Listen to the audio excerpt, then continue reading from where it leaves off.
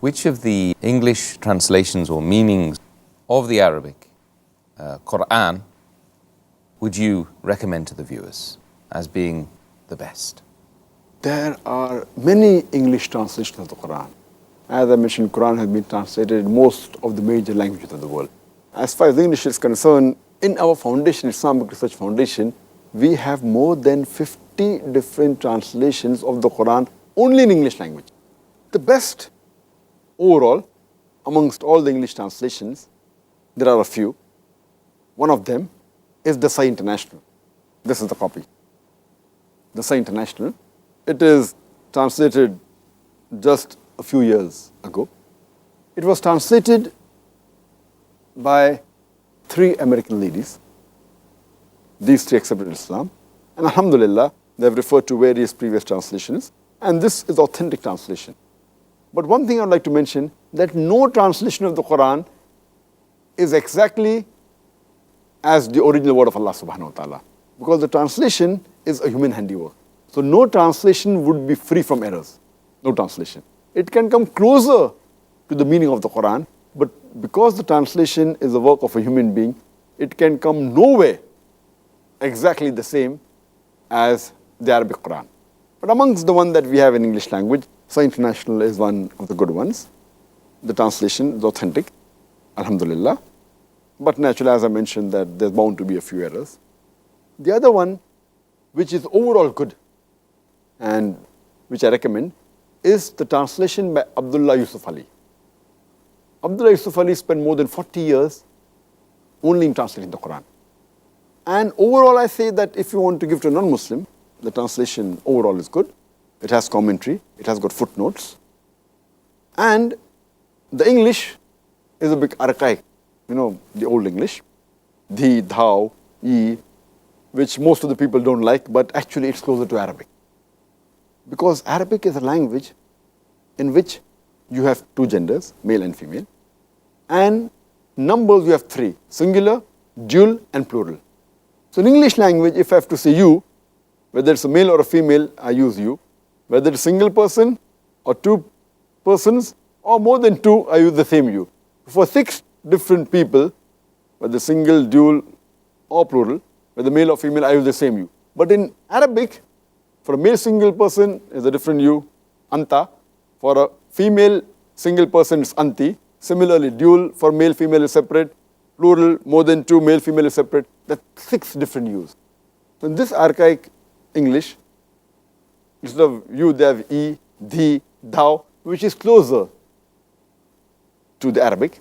But it's difficult for those who aren't used to this English. It's difficult. But there are people who have simplified this English of Abdullah Yusuf Ali. And they've taken out this ye and thou and made it into you, etc. But overall, this translation is very good. But again, it has some errors, which are cross errors. You should be aware of it. These errors are cross. But barring these errors, which are there, as I mentioned, that this is one of the old translations, and it is one of the most popular translations. There have been tens or maybe hundreds of millions of copies of Abdullah Yusuf Ali, which has been distributed throughout the world. Because it's a popular translation, there are books written against this Quran also, maximum. But alhamdulillah, it is a good handiwork. We have to be careful of the errors. The other good translation is the Noble Quran by Taqiyuddin Hilali and Mohsen Khan. This translation I especially recommend for the Muslims. I don't recommend for the non-Muslims because it has too many brackets. And it's good for the Muslims because in the footnotes, very often they give references from Sahih Bukhari, Sahih Muslim. So it's helpful for the Muslim to understand the Quran better. But for non-Muslim, because of the brackets and too many explanation, it may not be very much feasible for dawah work, according to me.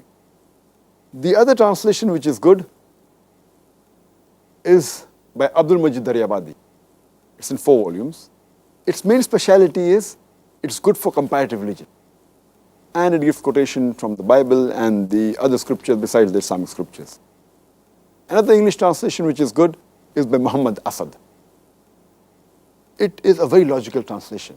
He very often quotes Zamakshari, it's Kashaf, but if you be careful, sometimes he goes overboard He tries to prove everything logically, even the miracles, etc., so have to be careful. Otherwise, its argument is very sound.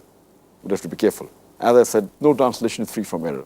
Then the other translation that you have is by Muhammad Iqbal, the Britisher, but it's only translation, there's no commentary, there's no footnotes. You have the translation of T.B. Irving, which is an American translation. If an American English, that's a good translation, T.B. Irving. If you want a poetic translation, then Arthur Arby is there. He's a non-Muslim, but it's a poetic translation. These are many of the translations which were translated directly from Arabic to English, and the famous one. There are many other, several. There are some translations which have been translated from Arabic to another language, Urdu, and then to English. For example, by Maulana Abul Ala Maududi. And that's called as Tahfim al-Quran. That's a good translation. It's in 6 volumes. The new one is in more volumes, and especially the new translation from Urdu to English by Zafar Ishaq Ansari is far better in English. And it's a different view. It gives a different view, a different angle of the Quran. I'd just like to mention one more. The other one which translated from Arabic to Urdu to English is by Maulana Shams Pirzada. It's in 3 volumes, Dawtul Quran. So these are some of the important translations. I think it's approximately 10 that I've mentioned. There are more than 50 that are available, and in the market maybe more. Just a sample for the viewers, if they want, they can refer to this translation.